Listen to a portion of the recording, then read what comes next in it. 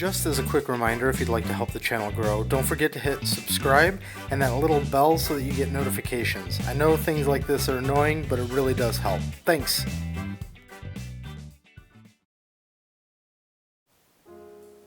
Hi, I'm Mike Henry,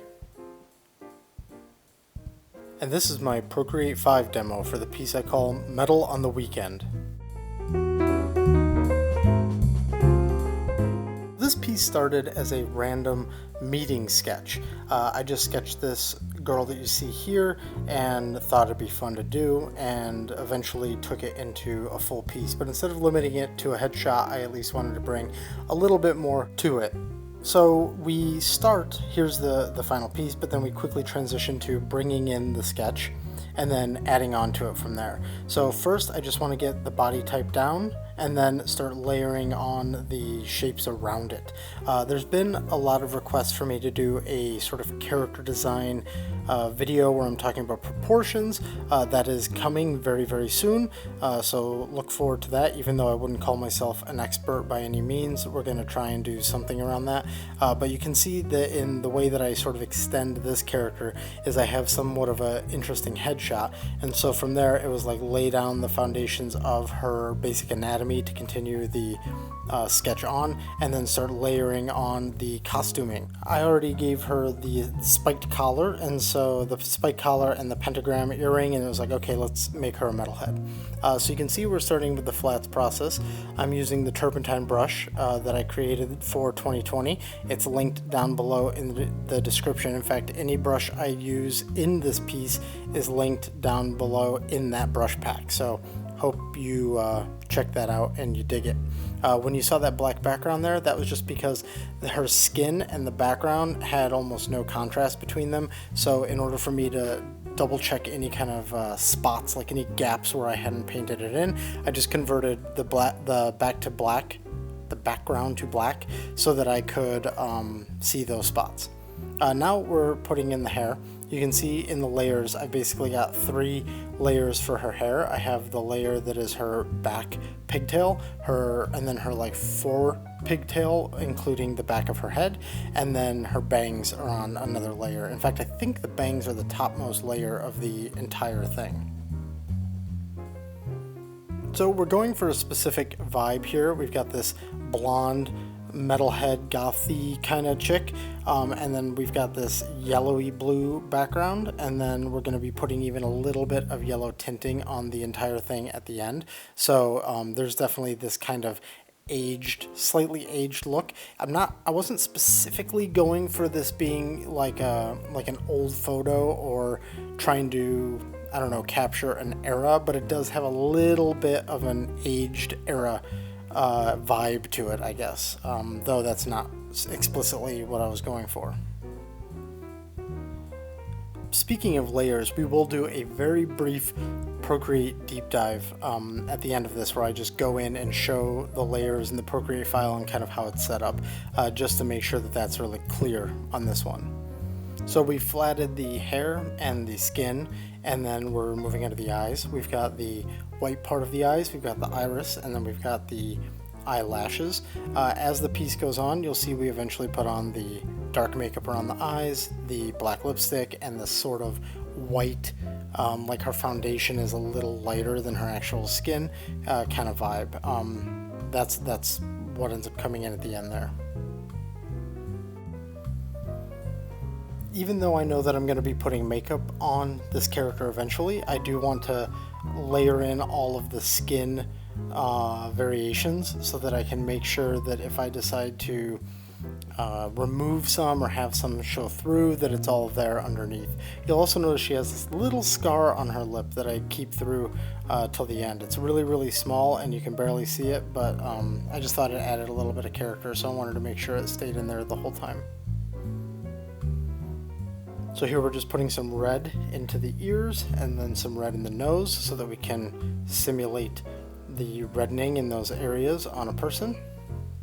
This is just painted in with a solid red, and then we lower the opacity on it. Her lips were also done in a similar way, where they are like a pink and then lowered opacity, and then I put the black lipstick over them. Here we're going with just like a darkening around the eye.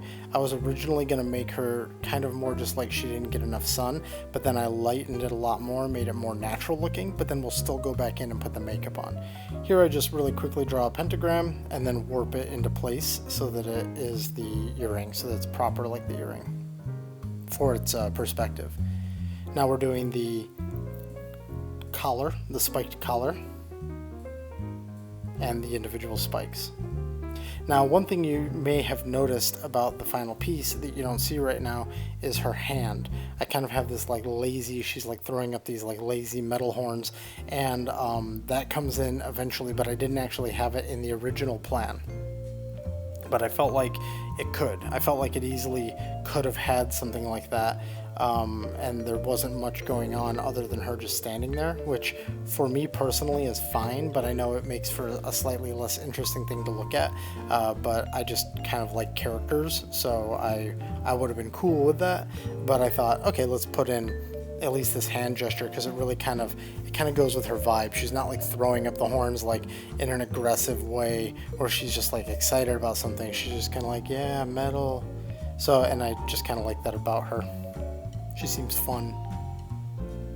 I named this piece Metal on the Weekend because I was thinking that it was like during the week she has like an office job, or she's like the receptionist at a hotel, or like she's got some sort of job where she can't like be herself, and then on the weekend she goes to these metal shows where she puts on all this makeup, puts on the spiked collar, puts on the bracelets, and just is herself. Which, now that I think about it, it'd be fun to do a version where I show her in her day job. So maybe that's coming. I wouldn't have to change anything. I would actually just probably remove the metal hand and then put her hair up differently and then change like her outfit. So maybe I'll do that. We'll see. See if you can figure out what her name is, by the way, by the end of the piece. I'll give you all the way until the end to try and guess. As you can see, we've been working on her jeans and we're about to finish them up. And then we're going to pull back out and move on to, I think it's her arm. Now, if this is the first time you've ever watched a video from me, the way that this is all being done is with some layers on top of all of the other layers. To explain it quickly and simply, you have a folder that within the folder it has all of your flats as individual layers, and then on top of that you have a folder that has all of your lighting layers, and that's a really simplistic way to describe it. The more complex details you need to know, I think if you look at the link down below, I have a video called Select Paint, Select Clear, where I detail how I do this. But as far as the greater details of how I do this, you should go back through some of the older videos and wait till the end of this video where I do the Procreate deep dive, and I think you will see a little bit more in the file as to how this all works. Now what we're doing here is the ambient occlusion pass, or at least my version of the ambient occlusion pass. I have also talked in the past about how I wouldn't really say that mine is super accurate, but it's like something that works for me. And if you want to really learn how to do that right, there's plenty of resources out there that I think do it better than me. So I would recommend just Googling that and finding it. But that's the pass that we're doing right now. I also sometimes call it the form shadow pass, although I have taken to adding a lot of additional support layers that can kind of get what I'm looking for. I actually just finished up a piece last night that I added some additional support layers, and I think that that'll be a good video to highlight exactly what I'm getting out of those layers. But for right now, I guess all you need to know is I'm using a warm shadow. It is a reddish tan, and it's set to multiply. It's on top of everything. I'm going in there with the turpentine brush and I'm painting it, and then I'm using the turpentine brush to smudge it as well. And we're basically just trying to right now capture these soft shadows that start telling you the form of every surface. We're going to save additional layers for things like putting the chunking into her hair. I wouldn't say that it's like strands, but it's chunks. We're also going to be saving those types, some layers, for things like the direct lighting, shadow, and then the light itself, reflections, bounces, any manner of kind of like, here's a little tweak, here's another tweak. That's just the better way for me to, I guess, describe it in like a light way until we get to it, especially until we get to the Procreate deep dive where I'll really point everything out.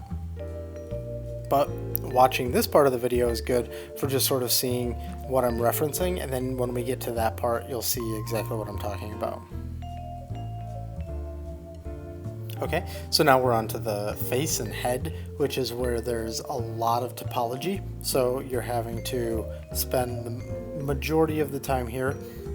Sometimes when you hear people, and I've remarked on this in past videos, but sometimes when you hear people talk about how hard hands are, or maybe they think faces are hard or feet are hard, a majority of the reason, or I should say the reason why a majority of people feel that those are difficult is because there are a lot of mechanics and a lot of geometry and then a lot of topology in those areas. So if you look at the average human body, not somebody who's like overly muscular or has some other detailing to their body, all of the detail collects in certain spots. For instance, the detail in the head, the detail in the hands, the detail in the feet. There's like this clustering of detail there, and that's where a lot of your time usually gets spent. Now, if somebody has these like crazy muscles, or you're really trying to capture some texture or lighting or whatever it is, it's of course true that you can have anomalies in that premise. But when you actually look at the human body, the average person, like your leg from like your hip down to your knee, doesn't have a lot of detail. Even your torso from like the bottom of your neck down to your waist, I mean, you might have like nipples and a belly button or something like that, but it's not a ton of detail. I feel like the average woman has more detail than the average man, because the average man is kind of like flabby, but the average woman still has breasts. So there's different levels of detail across all these different parts of the body. Why am I mentioning this? Because that's where all your time is going to be spent. When you've got hands, like think of each finger almost as like another arm. That's not the way it breaks down anatomically, but just think about it as far as mechanically what you have to worry about there. So that means for like every hand, you've got the palm, and then you've got 5 arms. So for every arm you put on a character, you've got another 5 arms that you have to draw. Again, I want to stress that you shouldn't draw a finger like an arm. I'm just trying to point out that like that's the density of detail. And then with feet, every one of those toes has to have the right anatomy and work the right way. And if it's in motion or if it's interacting with another surface, it has to be considered a certain way. Same thing with the face. The face, like you go up that neck, and that neck for the most part is just going to be kind of like a smooth cylinder for the average person, and then you get to that face and there's a chin and lips and a nose and eyeballs and eye sockets and eyebrows, and these ears are always like a thing. So that's sort of what I'm talking about. So all of your time gets spent in these clusters of detail. If you look at this piece, we can obviously highlight the fact that there's no background, so that whole background part, there's no time spent in it. But that hair are these big massive chunks. Even if you take this stranding into account, there's not a whole lot of time spent there. Her shirt, even though we've got a shirt with folds and we're trying to capture those accurately, there's nothing as far as like super specific detailed geometry that's trying to be captured than in the face. So when we are working on something like a face, we spend a lot more time on it than something like an arm, especially her arm. She's got these thin arms that have almost no definition on them, so those get rendered up really quickly. I've kind of forgotten why I'm on this crazy tangent right now, but I think the point is just to highlight that that's where all of your time goes, is into these clusters of detail. So your drawing actually exponentially increases as you start including more and more of that kind of stuff in. It's like you put a head in there and it's this much work, and that character's waving, so now the work's gone up a whole, like, I don't know, it goes up to 200%, and then you put 2 hands in there, or you put those 2 hands interacting together, and then now the character's also kicking. Like, all these things start ramping up the investment, the commitment, I guess. Okay, so now we're putting the black makeup on the eyes, lowering the opacity a little bit so that we can get some of that natural color coming through. And then putting a little bit of white makeup on the face, but then lowering its opacity as well. I was trying to go for this idea of like kind of using the slightly wrong foundation, but at the same time kind of trying to make it like a little bit like she's trying to be a little ghostly. Not like she's a Kiss fan, but like she's just trying to bring that complexion up a little bit. We just put like a vignetting shadow around her entire form. And now we're moving into the direct shadows that are being cast. She's just straight top down. I kind of just imagined her as being outside somewhere. She's like right before the show, I guess. Doors open before the sun goes down. And she's just top down lit right now. So we're just going through and making sure all those shadows are correct. This, I'm pretty sure, is done with the same color as the AO shadow. I mean, it's really saturated looking, so maybe I went with a slightly desaturated. Actually, no, I think I did. When I look at like that ear right there, I think that I went with a more saturated shadow for the cast shadow than for the AO shadow.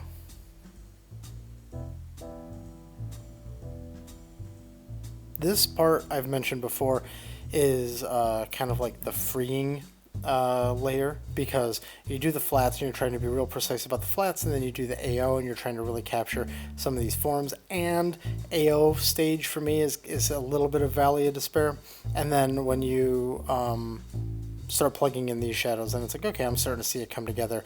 And I feel like the last sort of, okay, I really need to pay attention layer is when I add in like the highlights, or the almost highlights, and then after that it's just like playing. It's just like reflections and rim lights and whatever other fun little junk I want to throw in on the end of it.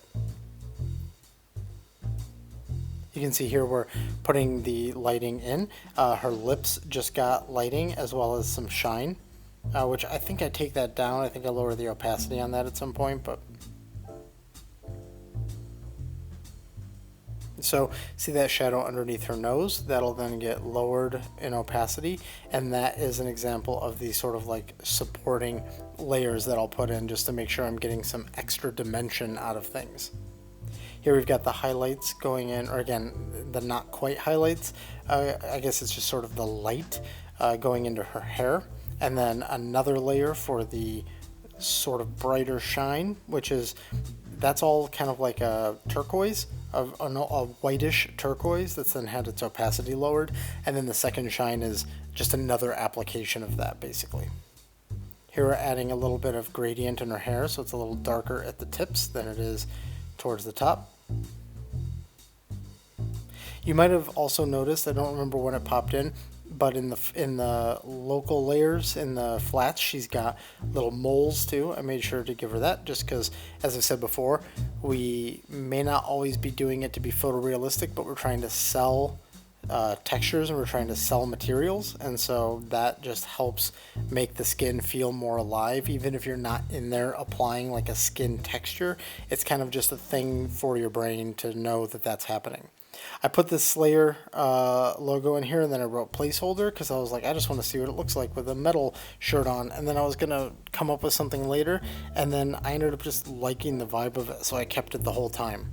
So hopefully Slayer won't be mad. If I ever decide to put this character in an art book, I'll just quickly go in and change that so that I don't get my ass sued by Slayer. But hey, Slayer rocks, so hopefully they don't mind some random video game artist putting their logo on a fictional character's shirt.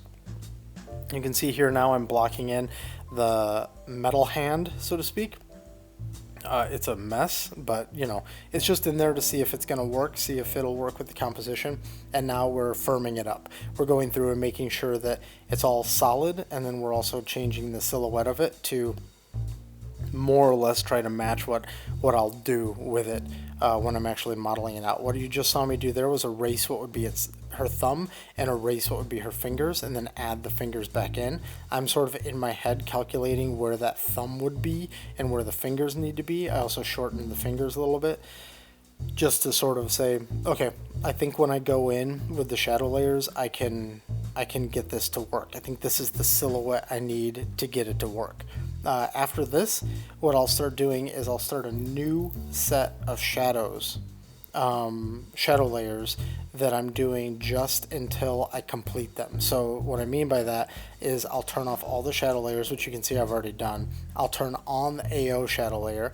I'll start a new AO shadow layer, and I'll start painting in the hand shadows. I'll just do that whole thing, and because these layers are all in the back. And then as we get up to where, for instance, like her shirt will clear the new AO layer, then I'll merge those two AO layers together. I feel like I should talk a little bit about that. Let's do that real quick. Okay, so here we just have a real simple canvas. It's a dark gray so that we can see this blue dot. I just want to show you this really quickly because I've talked about this before and I want to make sure it gets highlighted properly. So we've got this layer here that is now set to multiply. Here's my color. It's like a light grayish purple. And I'm just going to draw like a line. Okay, so we know how multiply works. Let's keep going here. We know how multiply works. I did a video on it. If you want to find that, just look through my channel. I believe I call out multiply in the in the title that I cover multiply layers. So let's talk about what's going on here though. In the past, I've talked about merging multiply layers. So why would you want to merge multiply layers? Actually, let's talk about that second. First, let's talk about the problem with merging multiply layers. So if I've got this layer here that's set to multiply and I create a new one and I set this new one to multiply, so now we got two, and I go like this, okay, and I have this here. If, let's just get something so we can point, obviously this is reacting to the gray, this is reacting to the blue, same is happening here, same is happening here, right? But right here, we're getting a double multiply. This color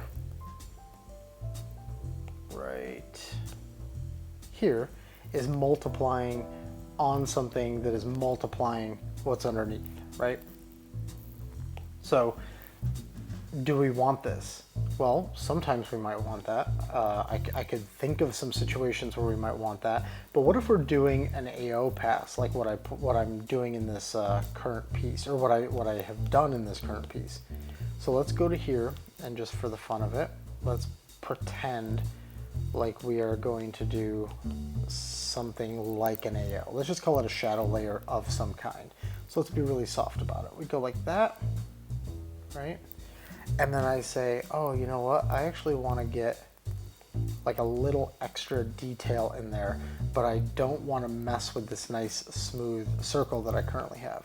So what I do is I come in on a new layer and I say, let's put an extra little shadow right here, some sort of a weird surface shadow in this weird scenario that I've concocted here. Okay, cool. That'll be perfect. Problem is, what do we have? Right here, we've got this overlap again. So in Photoshop, I actually can't remember what the behavior is right this second, but I'm pretty sure they just kind of mush them together. In Procreate, and again, this could be wrong, so sorry, but let's not worry about Photoshop. Let's just talk about Procreate.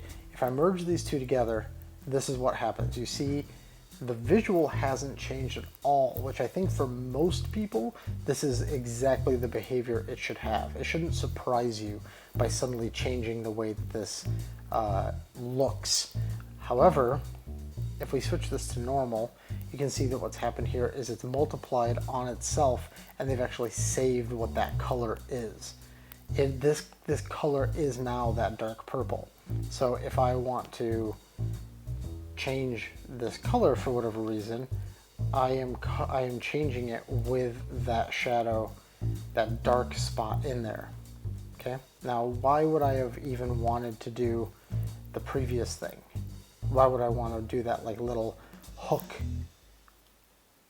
and have it merge nicely? Well, I might have wanted to do something more like this. Let's convert this back to normal and convert this back to normal. So now you can't see where that hook becomes part of that shadow. we merge them together, and then we flip them back to multiply. And now we have what we're looking for. This is very important in the section that I'm at in the illustration, because I'm going to be adding these new shadow layers onto the arm, and I don't want there to be any overlap like what we had a second ago. I want all of those shadows to be equal across the entire thing. This is why when you watch some of my pieces, you might see something like this where I'm painting this in. Let's see, like this. Wait, what am I on? I'm on eraser. Jesus. I might be painting something in like this, right? And then you'll suddenly, because it's a time lapse, you'll see everything flick really quickly to normal, and then go like this, and then it'll flick back to multiply. It's because that's what I'm doing.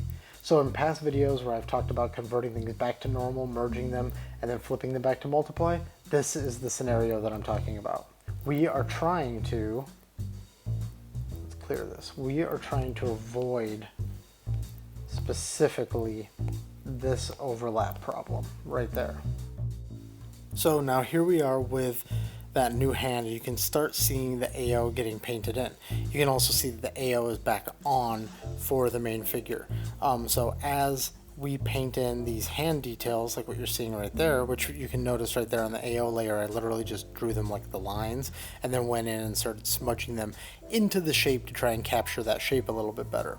So while we're doing this, this is on a new AO layer, and as I'm going, I'm eventually going to rub up against where the shirt hits the arm. I actually already have some paint down there, but it'll become more and more of a thing as we go, as I'm just sort of strengthening it and then adding on the new shadow layers. So we want to do all of that on new layers, and then we will flip them to normal, merge them into the main version or the current version of those layers, and then move on to the next one. And that's just because we're trying to keep our layer use economic.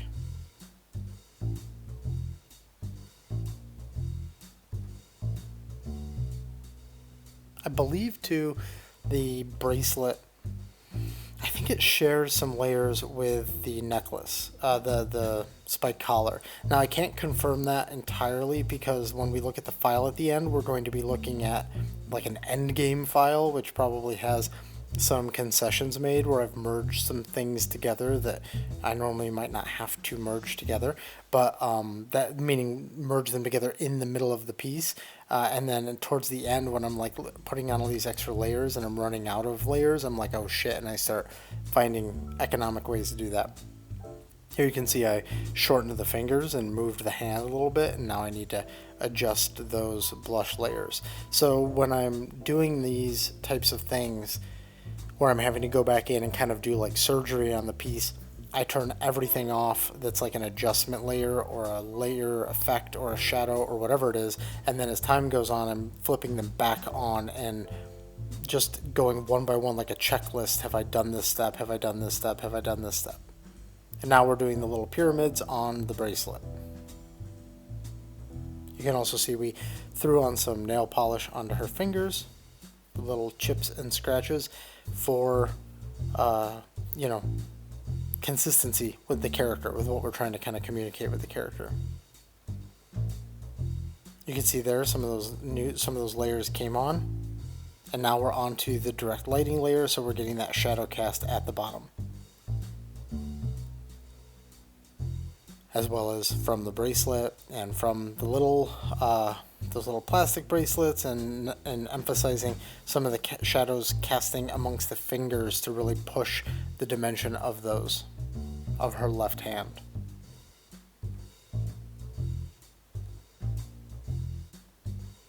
We're going to start doing the light layer, so we're going to be putting that little bit of kind of blue shine on the on parts of the hand and the arm. We also are going to make sure we just did in fact that the little saturated edge on the shadow is there. Then we'll go into, well, we'll have to redo the vignetting that I did before, because the vignetting was sort of bringing a soft shadow around the entirety of the form, and now we have the arm, so we have to have that there as well. And that's what this is right there. You can now see that soft shadowing. And then those little strands of hair, that's just done as an additional layer where we color pick the hair and then draw the strand. And that's just it. There's nothing more to it than that.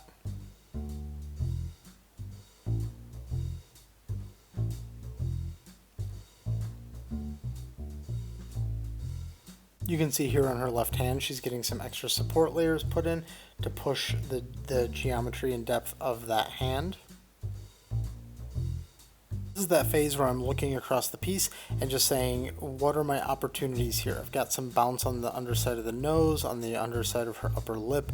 We've got some bounce on her bangs. We've got bounce just kind of all around the place. The metal has bounce in it. What are some other little opportunities? Let's round out some shapes here or there. And that's what's happening right there on her jawline. You just saw very quickly. And then now it's on to, let's get a rim light going here. Does that look good? And that's what that first pass was.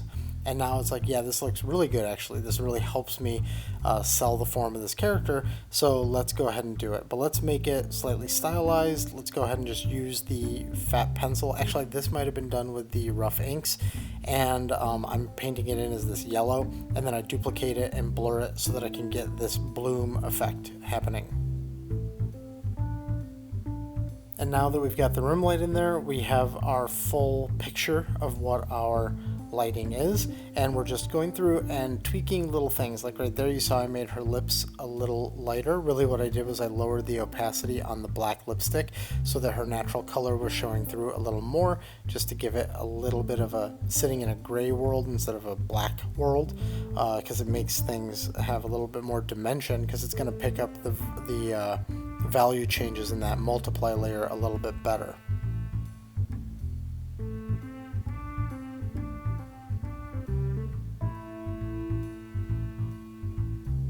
I just slightly nudged her over since that hand was in there. I thought it'd be nice to get her over.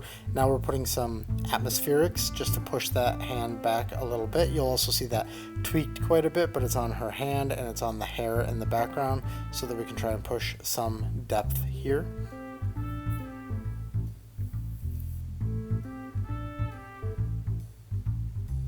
When you see it get really extreme like that, that's usually me checking some sort of specifics, and I want to be able to see it really clearly, so I crank it up, make an adjustment, and then I lower it back down again.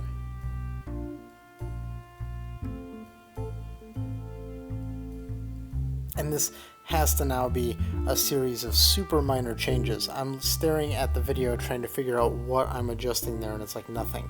Right there you just saw the color layer go on, where I'm slightly tinting everything, which we'll look at when we get to the Procreate file deep dive. And now I'm throwing on her tattoo. I wanted to try and capture a tattoo that may or may not be something somebody like her would get, given what we kind of know about this backstory and everything. I thought that stylistically, a single sort of rose like this, like just smack on the arm with no other interesting thought towards it, felt about right.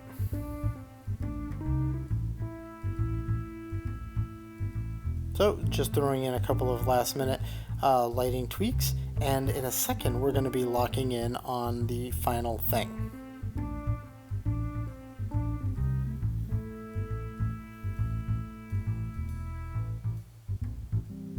Okay, and right there is the final piece. Let's go into a Procreate file deep dive so you can see how this Procreate file is set up, and I'll do a really quick thing on how I do tattoos. Okay, here we are in the final Procreate file. This file will not represent the layers exactly how they are sort of throughout the process, but they will give you a snapshot as to how they end, and you can see kind of the flexibility that I get out of it, and I may reference maybe a different state that they were in at some point.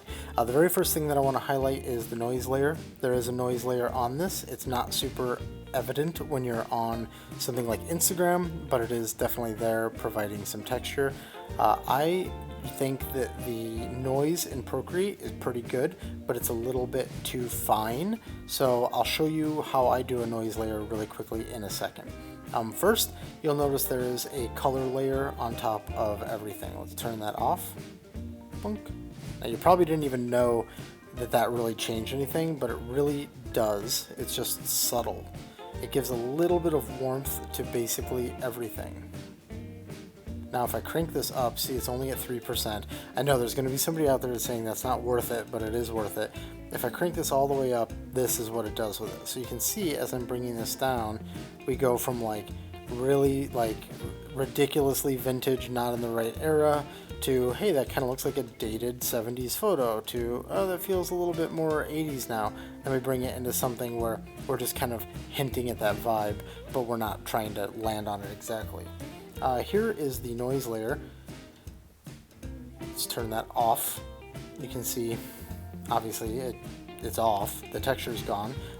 What I want to highlight in the way that I do a noise texture is this is how I do it. I'll do a quick demo for you. I fill the screen with white,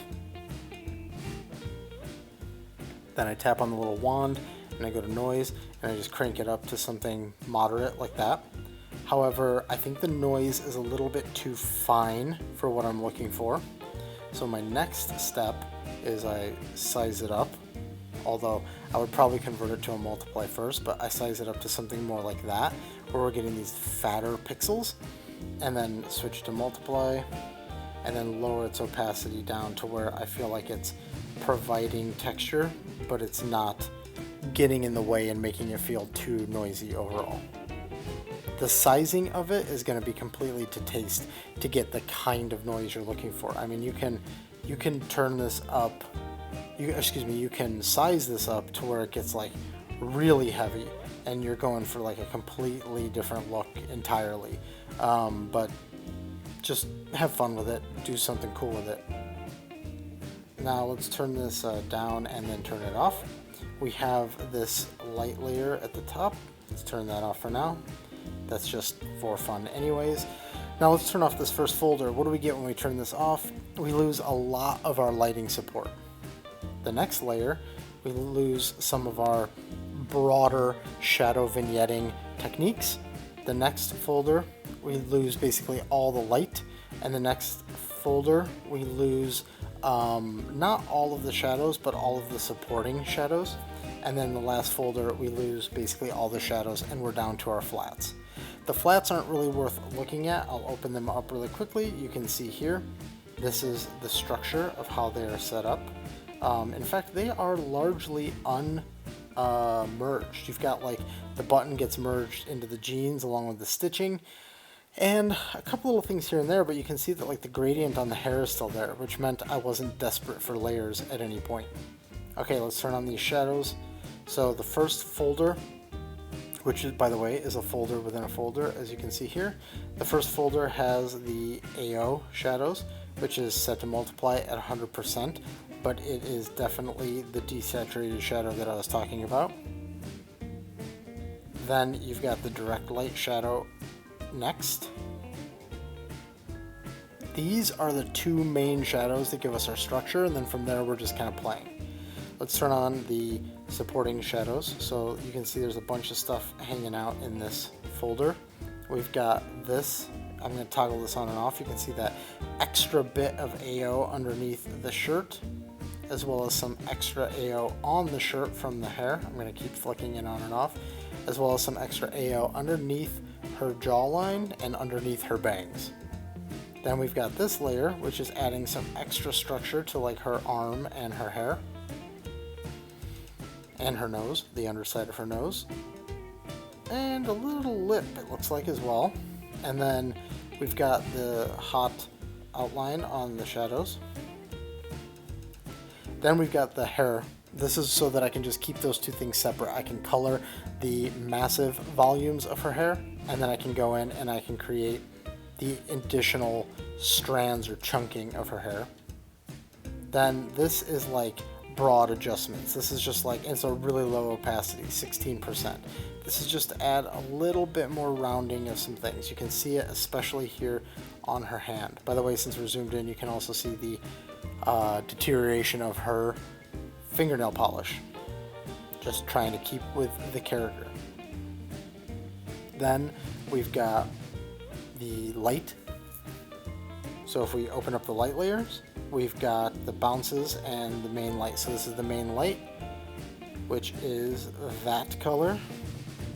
but its opacity is way down. It is at 14%. Then we have that same color again to get this hair shine. And I believe the shine is also on the metal. Yep, a little bit on the metal. And that is the same layer color, excuse me, same color again, our new layer set to 10%. And that's not a different layer other than normal. That is just as is. Then we have our bounce layer right here, which is 24%. You can see when it's turned all the way up, it's too much. And if you're wondering how that's done, I basically just do it this way. Do I have a layer? I can't make a layer. I'm gonna kill the color layer on top just because we've already seen that. The way that I do my bounce layer is I literally come in here and I sample the color that I think is gonna get bounced. So like, let's say this on her lip, just to like really blow it out of proportion here for a second. I'll do whatever smearing I need to do to smudging to get this to be, I don't know, the way I want it to be. But then I'll lower the opacity on this a lot. And then I'll go through and just, that'll be the way I do everything. I say like, okay, this is gonna get some bounce too. And if I think that the bounce is too strong, I'll adjust it. But like I can even come over here, grab this, and say that this is gonna bounce on the dark side of her earring down here. Or I can say, I mean, I don't know, in some big wash, I can say that her skin in general is getting picked up on her hair, and then I can smudge it into oblivion if I feel like I don't want it to be too strong. And I just kind of go through the whole image trying to figure out these things. This is reflective, so it's going to be more harsh, and we're going to just lay it on there. And that's it. That's how I go through and do the bounce. Let's turn on the real one. Next layer, this is all the vignetting. This is just some soft gradient type stuff set to multiply. And then all the rim light and advanced lighting shenanigans. I call it advanced lighting because it's really just about like trying to be stylish and flashy and make it exciting to look at, and it's not really about more than that. So we've got the strands of hair, then we've got this reflection in the eyes, in the pupils. Then we have this brighter shine on the nose, lip, and metal. You can see it right there. Turning this on is actually a bit of a lie. Let's not turn that on first. Let's turn on the rim light. So the rim light is created, duplicated, darkened, slightly blurred, and then deleted from whatever blur, the blur that goes outside of the form is deleted. And that gets basically turned into this layer, which doesn't look like much, but it's a slight darkening layer. It's kind of like a faux core shadow in a way, but it's really just to try and push that rim light more. Then if you duplicate that rim light and you blur it and maybe you make that a little bit more saturated, you get this, which is adding a little bit of bloom, but that's not the important part of the bloom. That's the supporting part that gives it its richness. Then we also have a duplication and blur of the actual rim light set to add with its opacity adjusted to taste, and that's what's giving us this like crazy saturated bloom. But if we turn off that supporting layer, it's just kind of like that. So we put a little bit of a saturated underpinning so that we can really make sure that that is nice and rich. This is literally just me adjusting her mouth a little bit right here. And then this is the atmosphere, knocking that back on her arm and hair. So I hope that that gave some insight into the way the layer was actually, the Procreate file was set up, so that you can kind of solve things after you've seen me demo it. Now you can kind of see the reality of the file. Okay, so I'm going to quickly talk about how I do tattoos. I'm going to try and make this fast because I don't have a lot of time to finish this recording, but there is kind of a lot that goes into it. I've talked about this in some videos, but I want to make sure that I just really call it out because so many people have asked about this lately. It's really been like a flood of people in the last, let's say, month that have been just like, how do you do it? How do you do it? How do you do it? So let's talk about it. really capturing a tattoo is a lot about understanding what a tattoo is and how it works, but there are some pretty easy steps. The very first step that we're going to do just to really sell it here is we're going to try and find like a normal Caucasian skin tone, just because it's like a generic ass way to represent this, where most people will look at it and it'll be clear and they'll be like, oh, that looks like it. That looks like what I'm going for. Next, we're going to draw something. Now, if you want to get real specific and really make your tattoos look good, your virtual tattoos, you need to look at real tattoos. I'm not saying that I knock it out of the park 100% of the time, but I have a lot of tattoos. I've been around a lot of tattoo artists. I've been around tattoo culture, and so I know at least the ballpark, at least. And then beyond that, I think I've done some pretty good designs in my day. So I've never actually tattooed, so I'm not saying that I could go out there and do it, but I can at least replicate some of the logic behind why they are drawn the way they are. However, for this, we don't have a lot of time.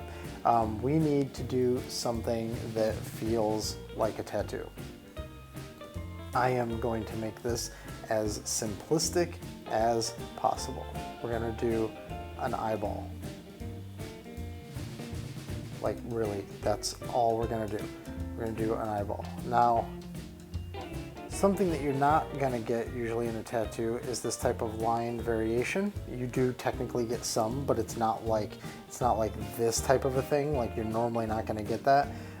So here we've got an eyeball.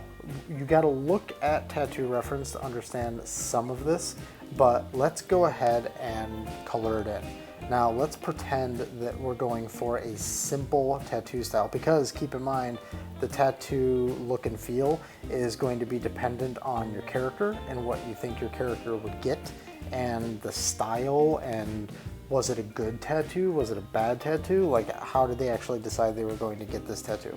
So for this one, I'm going to start by using, I mean, it's a little bit of a stylistic decision, but I usually go into sketching and I use the bonobo chalk. So I'm gonna come in here and I'm gonna say that this eye is gonna get shaded like this, but it's not gonna be that pixely, so I'm going to just slightly blur it. Okay, now we're going to just erase away all of this outside shit. This is, by the way, something that tattoo artists don't get to do, so you know, embrace your medium so that you know what you can get away with. Now let's also say that maybe this tattoo was going to also get this rim light. This tattoo is a little fancy. It's not completely fancy, but it's a little fancy. So it's gonna get a little bit of a rim light. Now, I wouldn't necessarily assume that it's going to get, that this is going to be an actual black gradient. It would probably be washed out a little bit on purpose. So we're gonna go with something like that, let's say. Then just to really make it pop, we're gonna say that it's gonna get a bright ass blue iris. And we're just gonna fill that in solid right now. I don't think I wanna do anything more than that. No, you know what, forget it. We're gonna do a little bit more than that. We're gonna go here and we're gonna just go with like a dark blue. And we'll get a little bit of that bonobo, whatever it is, chalk action. Okay, and then we're going to be really stylistic with this. This tattoo artist was really going for it, and so we're gonna put some red veins that they just went in with no outline on the veins. Okay, this is basically the tattoo. The one thing that I will toss in at the end is we're gonna say that this tattoo is going to get a highlight in the eye because it's decided that that's stylistically what they want, and we're gonna do this white. Here's the thing, if you don't know, white doesn't show up super great on everybody's skin. So really the best way to sort of think about, again, this isn't hard and fast, but the way that I like to at least guarantee that my tattoos look more realistic is I assume that the skin is the highest, brightest value, and that everything else has to go darker from there. So again, I'm operating as a digital artist, replicating tattoo, not doing it perfectly accurately. So let's go ahead and delete the part of that that's see-through right there. I'm also going to, just for consistency's sake, delete away all of this other stuff. So there's basically nothing underneath it. Yep, just skin. And here's where things start getting important. We're going to put these lines together. We're going to folder all of this, group. I'm going to duplicate that. And now I'm going to flatten that. Oops, I combined down, flatten. Okay, cool. So now we have this. I am going to set that layer to multiply. And then I'm going to take this line layer that I've got, which I should delete this extra junk down here.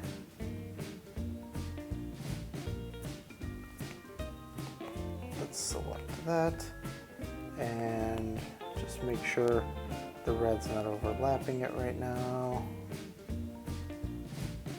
Okay, cool. Actually, we should just select it and delete it. Select, clear. Okay, cool. Now flip this back on.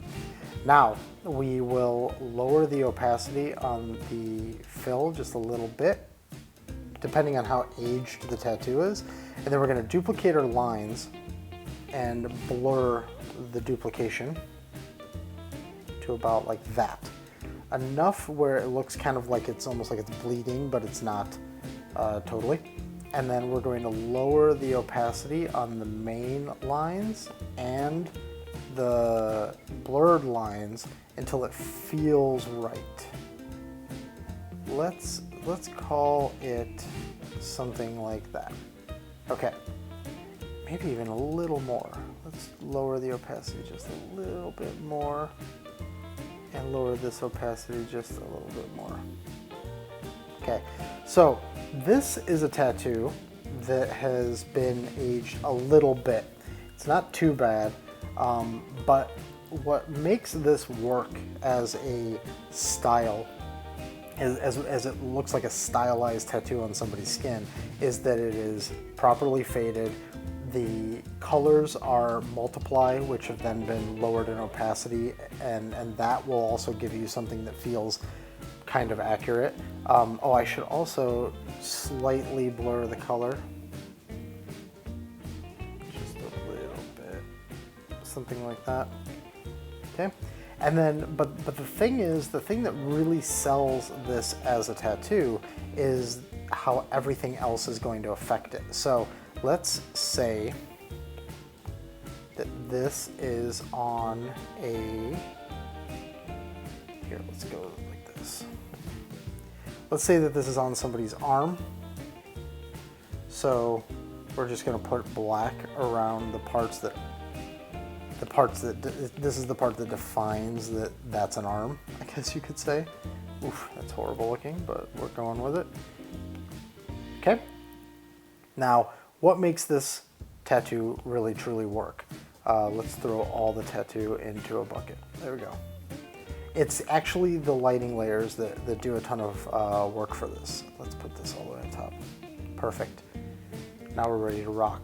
Let's just go here and set this to multiply and start doing this. Let's just, for the sake of this demo, say that the light's coming from the right, and we will mostly be shadowing the left side of the arm. Okay, we're not going for perfection here, we're just going for selling the idea. And we're going to get just a little bit of shadow on the other side to round out the form. I said I was going to do this quick. I feel like this is already taking much too long. Although now I kind of want an eyeball tattoo. I'm kind of a sucker for eyeball-based tattoos. So there's the shadow. And then just to really drive this home, let's say this person has like a, I don't know, like a dark green shirt on. We're just trying to make sure that we are demoing sort of all the aspects of this. Okay. This person has a dark green sleeve on. So what is that sleeve doing? It is, of course, casting shadow. So let's get a cast shadow on here.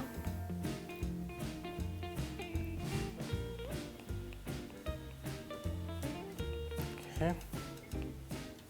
We've got the cast shadow on there. And then what else is happening? It's getting hit by light. And let's just go with something like this. And then we're gonna say, okay, it is being hit by light right there.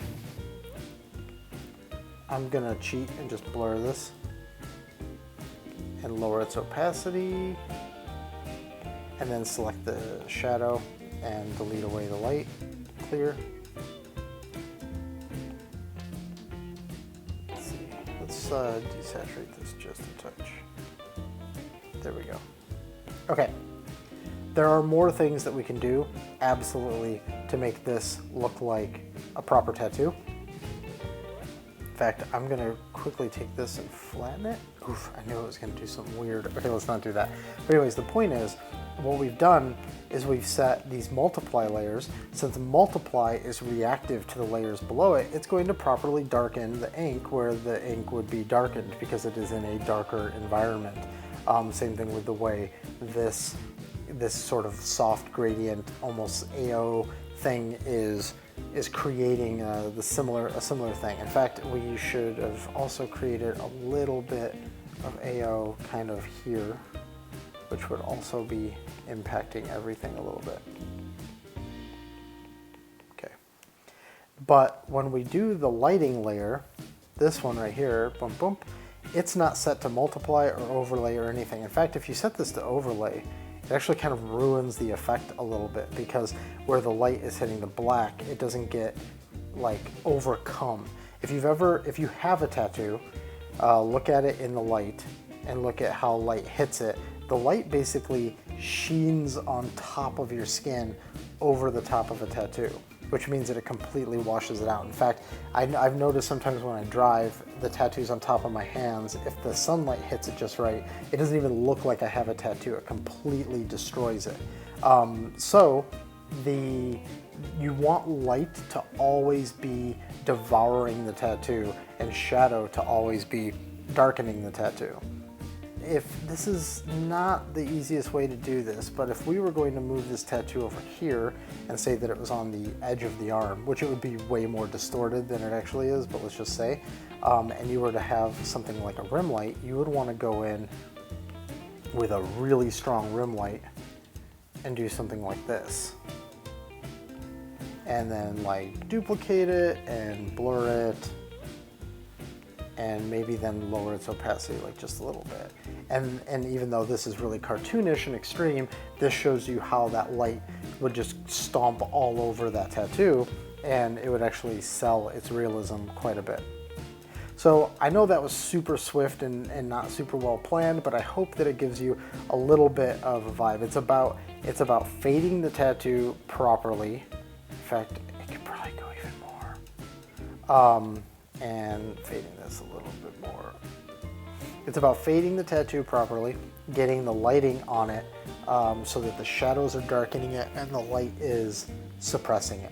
And that is a lot of what's going to get you there. You're going to be able to find a lot more tricks, and I've actually gone a lot more into detail into making sure that the tattoos look totally right, but this is a good step towards getting it right. So I hope that was helpful. And so now, just for fun, here are the flats for the piece, and then when we flip on all the layers, again, here is the final piece. So this was a long one. I hope it was worth it. We did a Procreate file deep dive, and we did a tutorial on multiply overlapping, and then we also did a little bit on tattoos. So yeah, I hope this was really good. If you enjoyed all these things, please let me know in the comments below, and let's have you guess what her name is. Go ahead and leave that as a comment down below, and that'll be sort of a fun thing to see what people come up with. So thank you for watching. If you enjoyed this video, please consider hitting like and subscribe and the bell, and I will see you on the next video. And if you're looking for me on the internet, these are the places where you can find me.